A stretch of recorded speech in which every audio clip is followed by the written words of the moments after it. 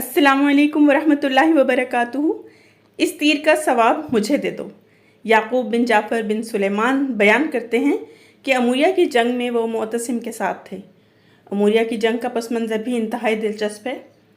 एक पर्दादार मुसलमान खातून अमूरिया के बाज़ार में ख़रीदारी के लिए गई। एक ईसाई दुकानदार ने उसे बेपर्दा करने की कोशिश की और ख़ातून को एक थप्पड़ रसीद किया। लौंडी ने बेबसी के आलम में पुकारा, हाय मुअतसिम, मेरी मदद के लिए पहुंचो। सब दुकानदार हंसने लगे, उसका मजाक उड़ाने लगे कि सैकड़ों मील दूर से मुअतसिम तुम्हारी आवाज़ कैसे सुनेगा।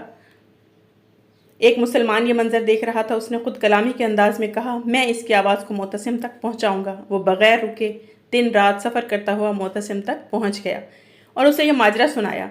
ये सुनना था कि मुअतसिम का चेहरा गुस्से से सुर्ख हो गया। वो बेचैनी से चक्कर लगाने लगा और अपनी तलवार हाथ में लेकर ऊंची आवाज़ में चिल्लाने लगा, मेरी बहन, मैं हाजिर हूँ, मेरी बहन, मैं हाजिर हूँ।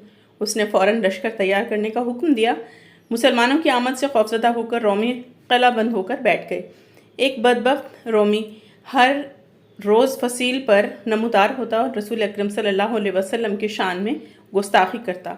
मुसलमानों में शदीद इश्ताल फैल गया। वो इतने फासले पर था कि मुसलमानों के तीर वहाँ तक न पहुँच पाते।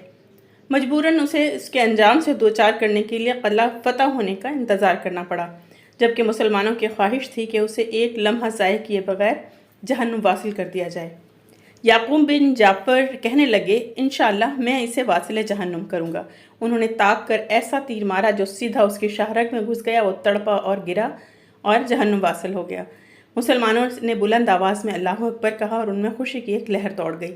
मुअतसिम भी बहुत खुश हुआ। उसने कहा, तीर मारने वाले को मेरे पास लाया जाए।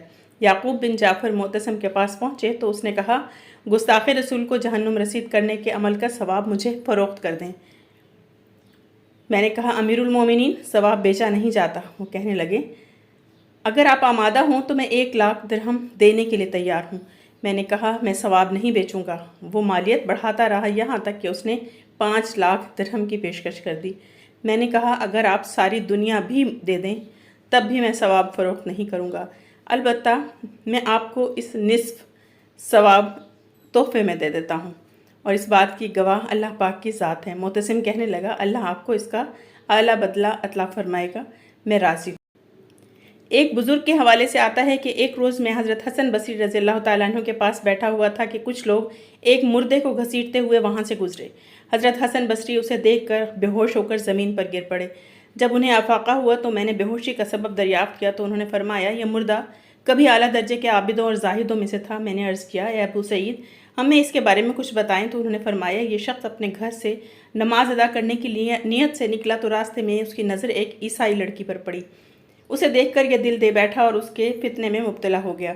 उस लड़की ने कहा, जब तक तू मेरे मज़हब में दाखिल ना होगी मैं तेरे करीब ना आऊँगी।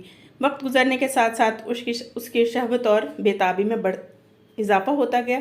आखिरकार उस पर बदबख्ती गालिब आ गई। उसने लड़की की बात मानकर इस्लाम का क़लादा अपनी गर्दन से उतार कर मज़हब ईसाईयत कबूल कर लिया।